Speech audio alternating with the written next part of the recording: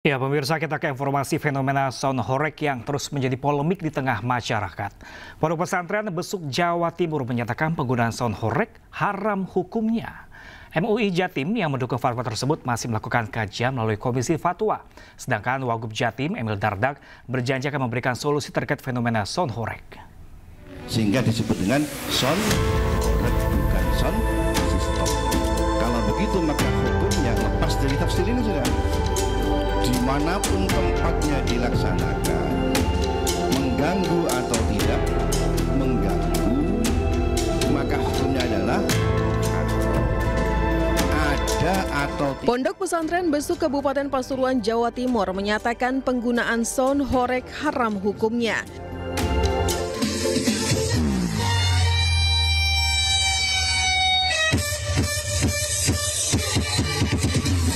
Hal ini diputuskan melalui forum Bahsul Masail yang digelar bertepatan dengan peringatan 1 Muharram 1447 Hijriah.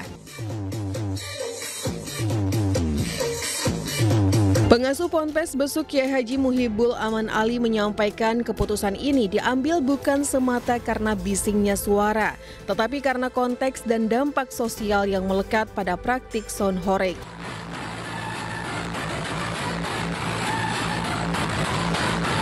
Ponpes Besuk mendorong pemerintah daerah khususnya di Jawa Timur dan Kabupaten Pasuruan mengambil sikap tegas melarang pertunjukan sound horeg demi mencegah semakin meluasnya dampak negatif yang ditimbulkan.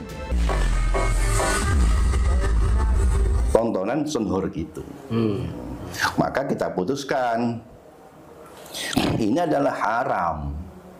Haram mutlak artinya tidak perlu kita mempertimbangkan apakah mengganggu atau tidak mengganggu. Karena yang menjadi pertimbangan hukum tidak hanya mengganggunya. Kalau mengganggu ya tambah nemen. Berarti kan boleh nggak begitu kan? Nah, makanya aspek hukum yang kita pertimbangkan jangan hanya dampak suara saja, tapi juga isi daripada paket sound horeg itu. Merespon fatwa haram yang dikeluarkan Pondok Pesantren Besuk Kabupaten Pasuruan, Majelis Ulama Indonesia Jawa Timur mendukung fatwa tersebut. Sekretaris MUI Jatim Kyai Haji Hasan Ubaidillah menilai sound horeg lebih banyak mengandung mudarat ketimbang manfaat di tengah masyarakat. MUI Jatim melalui Komisi Fatwa akan membahas dan mengkaji fenomena sound horeg ini sebelum memutuskan fatwa. Sementara itu, Wakil Gubernur Jawa Timur Emil Elestianto Dardak berjanji akan memberikan solusi terkait fenomena sound horeg khususnya di daerah Pasuruan dan sekitarnya. Jadi percaya sama saya bahwa untuk masalah horeg ini memang sedang dengan seksama kita cari solusinya. Jadi nggak, oh yaudah biarin aja apa adanya, nggak perlu ada jalan tengah, perlu ada solusi untuk memastikan bahwa masyarakat tetap terlindungi. Sound horeg ini beroperasi dalam kondisi yang memang tidak melanggar hal-hal yang kemudian menjadi keresahan masyarakat. Emil menilai fatwa tetap disikapi bijak dan dicarikan solusi agar tidak merugikan pelaku industri tetapi juga tidak mengganggu Kamtibmas. Dari Pasuruan dan Surabaya, Jawa Timur, Tim Liputan iNews melaporkan. Ya, pemirsa, usai adanya fatwa haram sound horeg, beberapa pelaku usaha sound horeg meminta MUI Jawa Timur untuk duduk bersama.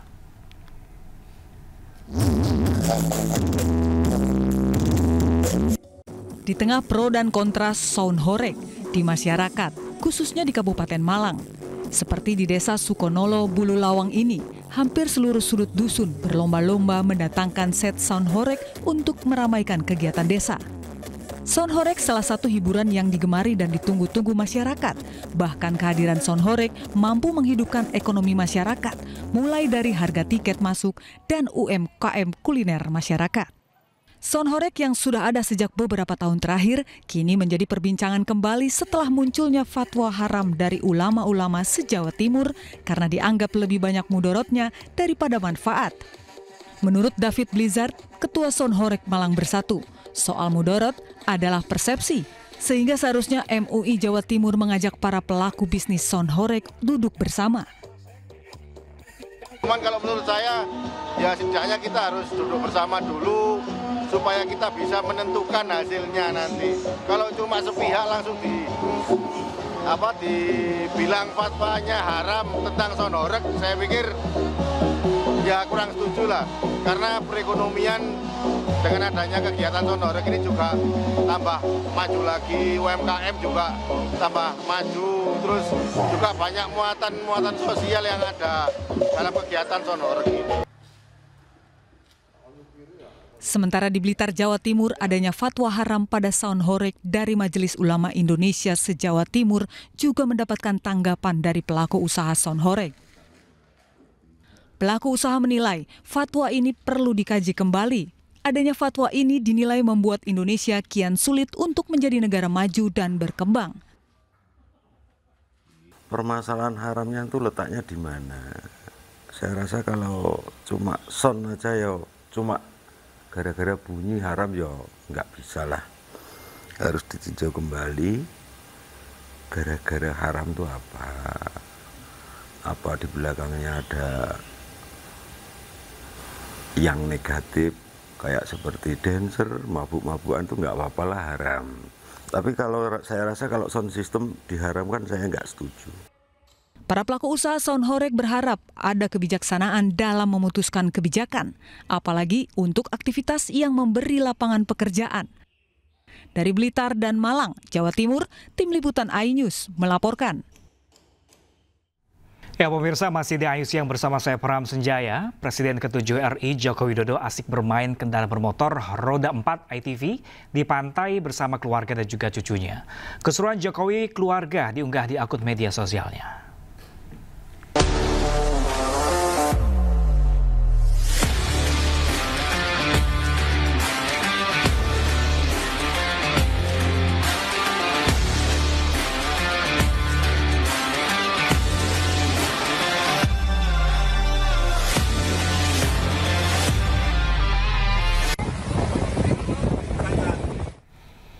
Sementara itu pemirsa, polemik ijazah Presiden ke-7 Jokowi masih bergulir.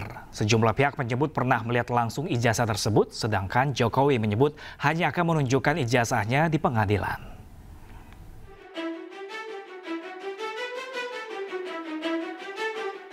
Sejumlah pihak menyebut pernah melihat langsung ijazah Presiden ke-7 Joko Widodo, salah satunya adalah mantan Wamendes Paiman Raharjo yang diduga Roy CS terlibat dalam kasus ijazah Jokowi. Pernyataan Paiman ini juga sekaligus membantah tuduhan bahwa dirinya pernah mengancam Roy Suryo. Memang saya mengenal Pastor Pramuka Pojok itu dari tahun 1995 ya, 1995. Kemudian saya banyak kenal orang sana, kemudian saya membeli beberapa toko ya di situ tahun 97 ya, 1997. Jadi saya usaha pengetikan di Pasar Pramuka Pojok itu 1997 sampai 2002. Nah, memang beberapa kios saya di depan itu ada ya, dan ada di belakang. Nah, kenapa saya kemudian pindah di belakang?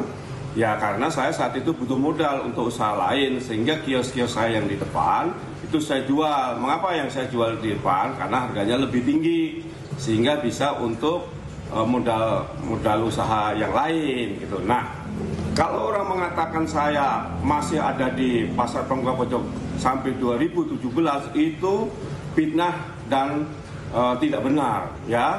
Silakan tunjukkan siapa yang mengatakan saya masih di sana tahun 2017, karena saya demi Allah saya memang mengenal Pramuka itu hanya sejak pada saya itu sebagai sahabat Mas Suryo itu memang saya WA itu tujuan saya karena saya sudah melihat ijazahnya Jokowi, kemudian dari UGM sudah menjelaskan bahwa asli, Baris Krim Polri juga sudah menjelaskan asli, maka saya sebagai sahabat itu hanya memberikan saran ya, Mas, sudah karena memang ijazah Jokowi asli, saya sendiri sudah melihat gitu. Tapi kenapa malah saya dituduh otaknya dan sebagainya?